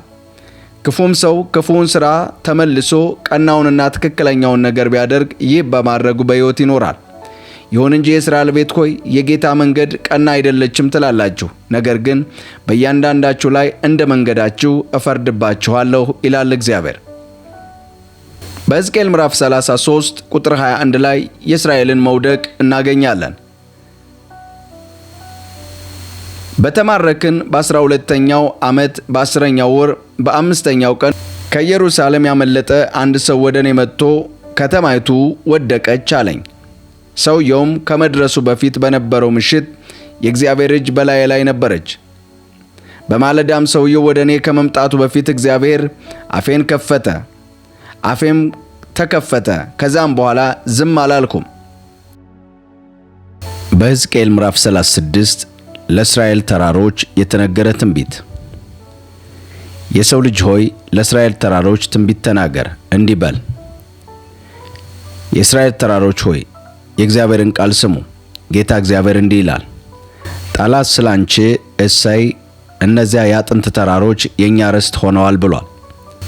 ስለዚህ ትንቢት ተናገር፣ እንዲህ በል። ጌታ እግዚአብሔር እንዲህ ይላል፣ ከየአቅጣጫው ከበው በመውጋት ስላጠቋችሁ ለቀሩት ሕዝቦች ሁሉ ርስት ሆናችሁ፣ ለአሕዛብም መሳለቂያ መሳቂያ ሆናችሁ።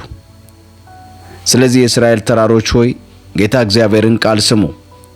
ጌታ እግዚአብሔር ለተራሮችና ለኮረብቶች፣ ለሸለቆችና ለውሃ መውረጃዎች፣ ለፈራረሱ ባድማዎችና በሌሎችም በዙሪያ ባሉ ሕዝቦች ተዘርፈውና መዘባበቻ ሆነው መና ለቀሩ ከተሞች እንዲህ ይላል፣ በሚቃጠል ቅናቴ በቀሩት ሕዝቦች ሁሉ በኤዶም ሁሉ ላይ ተናግሬአለሁ። ከልብ በመነጨ ደስታና በንቀት ተሞልተው የግጦሽ መሬትን ይዘው ይዘበዝቡ ዘንድ የራሳቸው ርስት አድርገውታል። ስለዚህ የእስራኤልን ምድር የሚመለከት ትንቢት ተናገር። ለተራሮች ለኮረብቶችም ለሸለቆችና ለውሃ መውረጃዎች እንዲህ በል፣ ጌታ እግዚአብሔር እንዲህ ይላል፣ በሕዝቦች ዘለፋ ስለተሰቃያችሁ ቁጣ በሞላ ቅናቴ እናገራለሁ። ስለዚህ ጌታ እግዚአብሔር እንዲህ ይላል፣ እጄን አንስቼ እምላለሁ፣ በዙሪያችሁ ያሉ ሕዝቦችን ዘለፋ ይወርድባቸዋል። የእስራኤል ተራሮች ሆይ እናንተ ግን ለሕዝቤ ለእስራኤል ቅርንጫፍ ታወጣላችሁ፣ ፍሬም ታፈራላችሁ፣ በቅርቡ ወደ አገራችሁ ይመለሳሉና ስለ እናንተ ይገደኛል፣ በበጎነትም እመለከታችኋለሁ። ትታረሳላችሁ፣ ዘርም ይዘራባችኋል። መላው የእስራኤል ቤት እንኳን ሳይቀሩ የሰዎችን ቁጥር በእናንተ ላይ ያበዛሉ። ከተሞች የሰው መኖሪያ ይሆናሉ፣ የፈረሱትም እንደገና ይሰራሉ። በእናንተ ላይ የሰዎችንና የእንስሳትን ቁጥር እጨምራለሁ፣ ፍሬያማ ይሆናሉ፣ ቁጥራቸውም ይበዛል። እንዳለፈ ጊዜ ሁሉ ሰዎች በውስጣችሁ እንዲኖሩ አደርጋለሁ። ካለፈው የበለጠ አበለጽጋችኋለሁ። ከዚያም እኔ እግዚአብሔር እንደሆንሁ ታውቃላችሁ። በሕዝቅኤል ምዕራፍ 37 ሕዝቅኤል በሸለቆ ውስጥ ስለተከማቹት አጥንቶች ያየውን ራእይ እንደዚህ ይናገራል። የእግዚአብሔር እጅ በላዬ ነበር፣ እርሱም በእግዚአብሔር መንፈስ አወጣኝ፣ በሸለቆ መካከል አኖረኝ። ሸለቆውም በአጥንቶች ተሞልቶ ነበር። በእነርሱም መካከል ወደፊትና ወደ ኋላ አመላለሰኝ። በሸለቆውም ወለል ላይ በጣም የደረቁ እጅግ ብዙ አጥንቶች አየሁ። እርሱም የሰው ልጅ ሆይ እነዚህ አጥንቶች በሕይወት ሊኖሩ ይችላሉን? ሲል ጠየቀኝ። እኔም ጌታ እግዚአብሔር ሆይ አንተ ብቻ ታውቃለህ አልሁ። ከዚያም እንዲህ አለኝ፣ ለእነዚህ አጥንቶች ትንቢት ተናገር፣ እንዲህም በላቸው፣ እናንተ ደረቅ አጥንቶች የእግዚአብሔርን ቃል ስሙ። ጌታ እግዚአብሔር ለእነዚህ አጥንቶች እንዲህ ይላል፣ እስትንፋስ አገባባቸዋለሁ፣ እናንተም በሕይወት ትኖራላችሁ። ጅማትም አደርግላችኋለሁ፣ ሥጋም አለብሳችኋለሁ፣ በቆዳም እሸፍናችኋለሁ፣ በውስጣችሁም እስትንፋስ አስገባባችኋለሁ፣ በሕይወት ትኖራላችሁ፣ እኔም እግዚአብሔር እንደሆን ታውቃላችሁ። ስለዚህ እንደ ታዘዝሁ ትንቢት ተናገርሁ።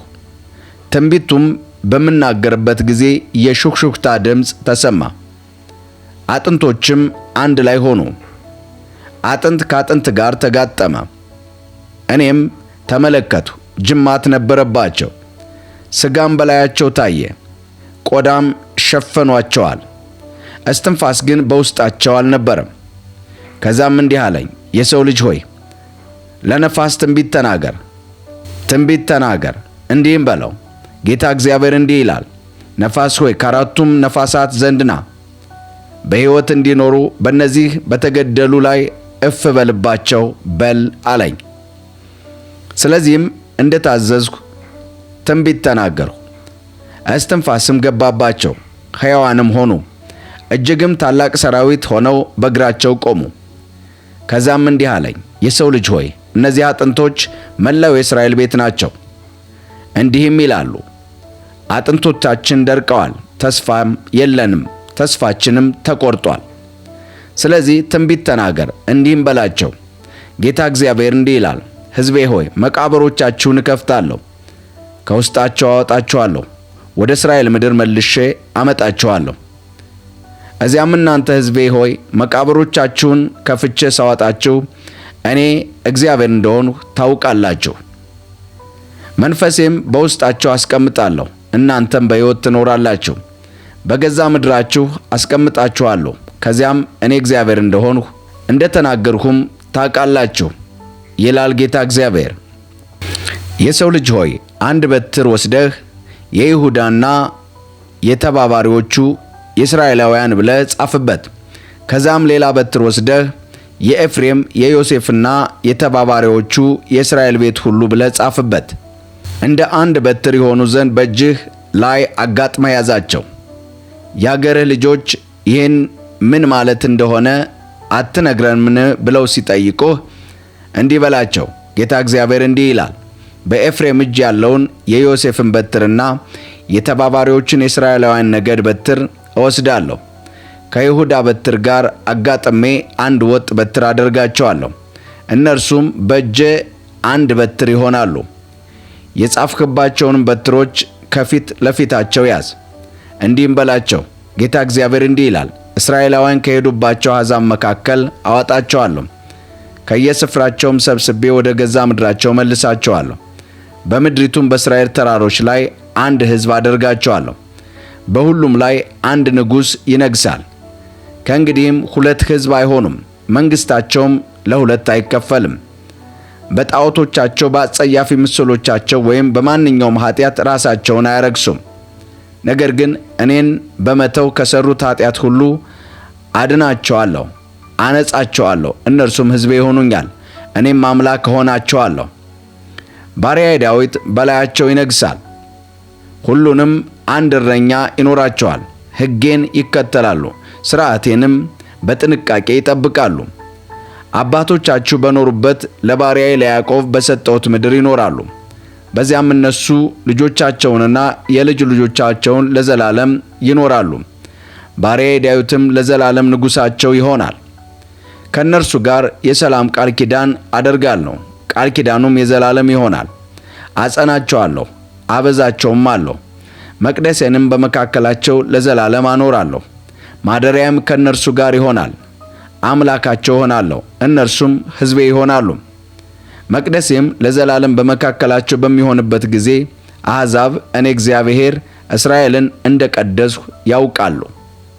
በሕዝቅኤል ምዕራፍ 40 ላይ ስለ አዲሱ ቤተ መቅደስ የእግዚአብሔር ቃል እንደዚህ ይናገራል። ሕዝቅኤል እንደዚህ ይቀጥላል። በተሰደድ በ25ኛው ዓመት በዓመቱም መጀመሪያ በ10ኛው ቀን ከተማይቱ በወደቀች በ14ኛው ዓመት በዚያው ዕለት የእግዚአብሔር እጅ በላዬ ነበረ። እርሱም ወደዛ ወሰደኝ፣ በእግዚአብሔር ላይ ወደ እስራኤል ምድር አወጣኝ፣ ከፍ ባለ ተራራ ላይ አኖረኝ። ከተራራውም በስተደቡብ ከተማ የሚመስሉ ሕንፃዎች ነበሩ። ወደዚያ ወሰደኝ፣ እነሆ መልኩ ናስ የሚመስል ሰው አየሁ። እርሱም የሐር ገመድና መለኪያ ዘንግ በእጁ ይዞ በመግቢያው በር ላይ ቆሞ ነበር። ሰውየውም እንዲህ አለኝ፣ የሰው ልጅ ሆይ በዓይንህ እይ፣ ጆሮህም ይስማ፣ የማሳይህንም ሁሉ ልብ ብለህ አስተውል። ወደዚህ የመጣኸው ለዚህ ነውና ያየኸውን ሁሉ ለእስራኤል ቤት ንገረው። የቤተ መቅደሱን ዙሪያ ሙሉ በሙሉ የከበበው ቅጥር አየሁ። በሰውየውም እጅ ርዝመቱ 6 ክንድ የሆነ መለኪያ ዘንግ አየሁ። እያንዳንዱም ክንድ 1 ክንድ ከስንዝር ነበር። እርሱም ቅጥሩን ለካው። ስፋቱም 1 መለኪያ ዘንግ ሲሆን ቁመቱም እንዲሁ 1 መለኪያ ዘንግ ነበር። ከዚያም በምስራቅ ትይዩ ወዳለው በር መጣ። ደረጃዎቹን ወጥቶ የነበሩትን መግቢያ መድረክ ለካ። ቁመቱም 1 ዘንግ ነበር። የዘብ ጠባቂ ቤቶችም ቁመታቸውም 1 መለኪያ ዘንግ፣ ወርዳቸውም 1 መለኪያ ዘንግ ነበር። በቤቶቹም መካከል ያሉትን ግንቦች ውፍረት 5 ክንድ ነበር። ከቤተ መቅደሱም ፊት ለፊት ባለው መለኪያ በረንዳ አጠገብ በውስጥ በኩል ያለውን የበር መድረክ ወለል አንድ ዘንግ ነበር። ከዚያም የመግቢያውን በር መተላለፊያውን በረንዳውን ለካ። ቁመቱም 8 ክንድ የአምዱ ውፍረት 2 ክንድ ነበር። የመግቢያውን በር መተላለፊያ በረንዳ ከቤተ መቅደሱ ትይዩ ነበር። በምስራቁ በር ግራና ቀኝ መጠንና እኩል የሆነ ሶስት የዘብ ቤቶች ነበሩ። በመካከላቸውም ወጣ ወጣ ብለው የሚታዩትም ግንቦች ተመሳሳይና እኩል ነበሩ። ከዚያም የበሩን ስፋት ለካ። ወርዱም 10 ክንድ ርዝመቱም 13 ክንድ ነበር። በእያንዳንዱ ዘብ ቤት ፊት ለፊት ከፍታው 1 ክንድ የሆነ መለኪያ የግንብ አጥርና አለ። የዘብ ቤቶችም ስፋት እኩል በኩል 6 ክንድ ነበረ። ከዚያም ከዘብ ቤቱ የኋላ ግድግዳ ጀምሮ እስከ ሌላኛው ጫፍ ድረስ ያለውን የመግቢያ በር ለካ። ከአንዱም መካከል ግድግዳ እስከ ሌላው መካከል ግድግዳ ያለው ርቀት 25 ክንድ ነበር። በመግቢያውም በር ዙሪያ ባሉት ወጣ ወጣ ባሉ ግንቦች ሁሉ ፊት ለፊት ያለውን ቦታ ለካ። 60 ክንድም ነበረ። የተለካውም ከየአደባባዩ ፊት ለፊት እስካለው መተላለፊያ በረንዳ ድረስ ነበር። ከበሩ መግቢያ እስከ መተላለፊያው በረንዳ መጨረሻ ድረስ ያለው ርቀት 5 ክንድ ነበር። በሕዝቅኤል ምዕራፍ 40 ላይ አዲሱ ቤተ መቅደስ ተሰራ። በሕዝቅኤል ምዕራፍ 43 ላይ በተሰራው በአዲሱ ቤተ መቅደስ በእስራኤል ኃጢአት ምክንያት ከቤተ መቅደሱ ወጥቶ የነበረው የእግዚአብሔር ክብር መመለሱን እንደዚህ ይነግረናል። ራእዩን እያየ ያለው ሕዝቅኤል እንደዚህ ብሎ ይቀጥላል። ከዚያም ያ ሰው በምስራቅ ትይዩ ወደ ሆነው በር አመጣኝ። እኔም የእስራኤልን አምላክ ክብር ከምስራቅ ሲመጣ አየሁ። ድምፁም እንደ ባህር ሞገድ ድምፅ ነበር። ምድሪቱም ከክብሩ የተነሳ ታበራ ነበር። ያየሁትም ራእይ ከተማይቱን ለማጥፋት በመጣ ጊዜ ያየሁትን ራእይ የሚመስልና እንዲሁም በኮቦር ወንዝ ካየሁት ራእይ ጋር የሚመሳሰል ነበር። እኔም በግንባሬ ተደፋሁ። የእግዚአብሔርም ክብር ለምስራቅ ትይዩ በሆነው በር ወደ ቤተ መቅደሱ ገባ። ከዛም መንፈስ አነሳኝ፣ ወደ ውስጠኛውም አደባባይ አመጣኝ። የእግዚአብሔርም ክብር ቤተ መቅደሱን ሞላው። ያ ሰው ባጠገቤ ቆሞ ሳለ ከቤተ መቅደሱ ውስጥ ሲናገረኝ ሰማሁ። እርሱም እንዲህ አለኝ፣ የሰው ልጅ ሆይ ይህ የዙፋኔ መቀመጫ የእግሬም ጫማ ማረፊያ ነው። በእስራኤላውያን መካከል ለዘላለም የምኖርበት ስፍራ ነው። የእስራኤልም ቤት ሆነ ነገሥታታቸው በአመንዝራነታቸውና በማምለኪያ ኮረብታቸው ላይ በሚያመልኳቸው ሕይወት በሌላቸው በነገሥታት ጣዖታት ከእንግዲህ ቅዱስ ስሜን አያረክሱም። በእኔና በጣዖታቱ መካከል ግንብ ብቻ ሲቀር መድረኮቻቸው ከመድረኬ አጠገብ፣ መቃኖቻቸው ከመቃኔ አጠገብ በማድረግ በአጸያፊ ድርጊታቸው ቅዱስ ስሜን አረከሱ። ስለዚህ በቁጣዬ አጠፋዋቸው። ከእንግዲህ አመንዝራነታቸውና ሕይወት የሌላቸውን የነገሥታቱን ጣዖታት ከኔ ዘንድ ያርቁ፣ እኔም በመካከላቸው ለዘላለም እኖራለሁ። የሰው ልጅ ሆይ ስለ ኃጢአታቸው ያፍሩ ዘንድ ለእስራኤል ሕዝብ ቤተ መቅደሱን አሳያቸው፣ ንድፉንም አስተውሉ። ስላደረጉትም ነገር ሁሉ ኀፍረት የሚሰማቸው ከሆነ የቤተ መቅደሱን ንድፍ እንዲያውቁ አድርግ። ይኸውም አሰራሩ በውጭውና በመግቢያው አጠቃላይ ንድፉ ሥርዓቱና ሕጉ ሁሉ ነው። ንድፉንና ሥርዓቱን እንዲጠብቁና እንዲከተሉ እነዚህን ሁሉ እነርሱ ባሉበት ጻፋቸው። የቤተ መቅደሱ ሕግ ይሄ ነው። በተራራው ጫፍ አካባቢ ያለው ስፍራ ሁሉ እጅግ የተቀደሰ ይሆናል። የቤተ መቅደሱም ሕግ ይሄው ነው። በሕዝቅኤል ምዕራፍ 47 ከቤተ መቅደሱ ተነስቶ የሚፈሰውን ወንዝ እንደዚህ በማየት ይናገራል ሕዝቅኤል። ከዚያም ያ ሰው ወደ ቤተ መቅደሱ መግቢያ መልሶ አመጣኝ። ከቤተ መቅደሱ መድረክ ስር ውሃ እየወጣ ወደ ምስራቅ ይፈስ ነበር። ቤተ መቅደሱ ለምስራቅ ትይዩ ነበርና ውሃው ከቤተ መቅደሱ በስተደቡብ በኩል በመሠዊያው ደቡብ በኩል ስርስሩን ይወርዳል። ከዚያም በሰሜኑ በር በመውጣት በውጭ አዙሮ በምስራቅ አቅጣጫ ወዳለው የውጭ በር መራኝ። ውሃውም በደቡብ በኩል ይፈስ ነበር። ያም ሰው የመለኪያውን ገመድ በእጁ ይዞ ወደ ምስራቅ በመሄድ 1000 ክንድ ለካ።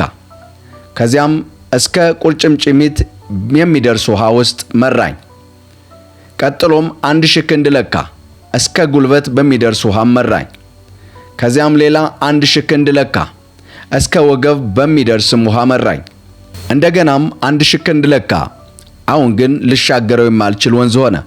ምክንያቱም ውሃው ስለሞላና ጥልቅ ስለነበረ በዋና ካልሆነ በስተቀር በእግር ሊሻገሩት የማይቻል ነበር። እርሱም የሰው ልጅ ሆይ ይህንን ታየዋለህን ሲል ጠየቀኝ። ከዚያም መልሶ ወደ ወንዙ ዳር መራኝ። እዚያው በደረሱ ጊዜ በወንዙ ግራና ቀኝ ብዙ ዛፍ አየሁ። እርሱም እንዲህ አለኝ፣ ይህ ውሃ ወደ ምስራቅ ምድር ይፈሳል፣ ወደ ባህር ወደሚገባበት ወደ አረብ ይወርዳል። ወደ ባህሩም ሲፈስስ በዚያ የነበሩ ውሃ ንጹሕ ይሆናሉ። ወንዙ በሚፈስበት ስፍራ ሁሉ ብዙ ሕያዋን ፍጡራን ይኖራሉ። ይህ ውሃ በዚያን ስለሚፈስ ጨዋማ የሆነው ውሃ ንጹሕ ስለሚያደርገው ዓሣ በብዛት ይኖራል። ስለዚህ ወንዙ በሚፈስበት ስፍራ ሁሉ ማንኛውም ነገር በሕይወት ይኖራል። ዓሣ አጥማጆች በወንዙ ዳር ይቆማሉ። ከዓይንዳጌ እስከ ዓይንግላሚም ድረስ ያለውን ቦታ መረብ መዘርጊያ ይሆናል። ዓሣውም እንደ ታላቁ ባሕር ዓሣ የተለያየ ዓይነት ይሆናል። ነገር ግን ረግረጉና ዕቋሪው ውሃ ንጹሕ አይሆንም፣ ጨው እንደሆነ ይቀራል። በወንዙ ዳርና ዳር ፍሬ የሚያፈሩ የዛፍ ዓይነቶች ሁሉ ይበቅላሉ፣ ቅጠላቸውም አይደርቅም፣ ፍሬ አልባም አይሆኑም። ከመቅደሱ የሚወጣው ውሃ ስለሚፈውሳቸው የየወሩ በየጊዜው ያፈራሉ። ፍሬያቸው ለምግብነት፣ ቅጠላቸውም ለፈውስ ይሆናል። ይህ ውሃ ባለፈበት ሁሉ ምድሪትን ስለሚፈውስ ያለፈበት ምድር ሁሉ የተፈወሰ ይሆናል። ውድ የአሳፍ ቲዩብ ቤተሰቦች በዚህ ታሪክ ውስጥ የእግዚአብሔርን ምሕረት፣ እግዚአብሔር ለኪዳኑ እንዴት ታማኝ እንደሆነ፣ ለቅዱስ ስሙ እንዴት እንደሚጠነቀቅ፣ እግዚአብሔር ለሕዝቡ ያለውን ርኅራኄ፣ ምንም እስራኤል እግዚአብሔርን ቢበድል ጣዖታትን ቢያመልክም ቢያመነዝርም እግዚአብሔር ግን ስለ ስሙ ያደረገውን ቸርነት በግልጽ አይተናል። እግዚአብሔር ቢቀጣቸውም እንኳ መልሶ ደግሞ ወደ ስፍራቸው ሲመልስና ሲያጽናናቸው፣ እግዚአብሔር አጽም የነበሩትን ሰራዊት ሲያደርጋቸውና ሕዝብ ሲያደርጋቸው እንመለከታለን። ምንም ቢሆን እግዚአብሔር ቅዱስ ስሙ እንዲሰደብ አይፈቅድም። ስለ ቅዱስ ስሙ ሲል የማዳን ኃይሉን በመረጣቸው ሕዝቦች ላይ ያደርጋል። እግዚአብሔር በኃጢአት ለሚጸኑ ሰዎች ግን ምሕረት የለውም። ከኃጢአታቸው ለሚመለሱ እግዚአብሔር ዛሬም ይምራል። እግዚአብሔር ዛሬም ይቅር ይላል። እኔና እናንተ በድካም ሕይወት ካለን እግዚአብሔር በማይከብርበት መንገድ እየተጓዝነ ምናልባት ከሆነ ዛሬ ልንመለስ ያስፈልጋል። እግዚአብሔር የምሕረት አምላክ ነውና። ነገር ግን በኃጢአታችን ጸንተን ከቀጠልን እግዚአብሔር ደግሞ የሚባላ እሳት ነው። ተወዳጆች በዚህ ታሪክ ብዙ እንማራለን። እግዚአብሔር የኪዳን አምላክ ነው። እግዚአብሔር የመረጠውን ሕዝብ እነሆ ሲምር እንመለከታለን። የእግዚአብሔር ክብር የወጣውን ክብር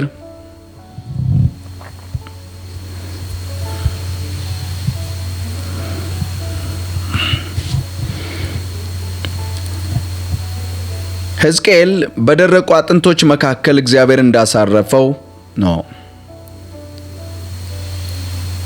ሕዝቅኤል በደረቁ አጥንቶች መካከል እንዳለፈ እነሆ እነዚህ አጥንቶች በሕይወት ሊኖሩ ይችላሉ ተብሎ ሲጠየቅ አንተ ታውቃለህ እንዳለ እግዚአብሔርም የደረቁ አጥንቶችን እነሆ ሰራዊት አድርጎ ተስፋቸውን ሞልቶ እስራኤላውያንን እንዳስነሳቸውና ሕዝብ እንዳደረጋቸው ሰራዊት በማድረግ ወደ ምድራቸው መልሶ የእግዚአብሔርን ታማኝነት አይተናል።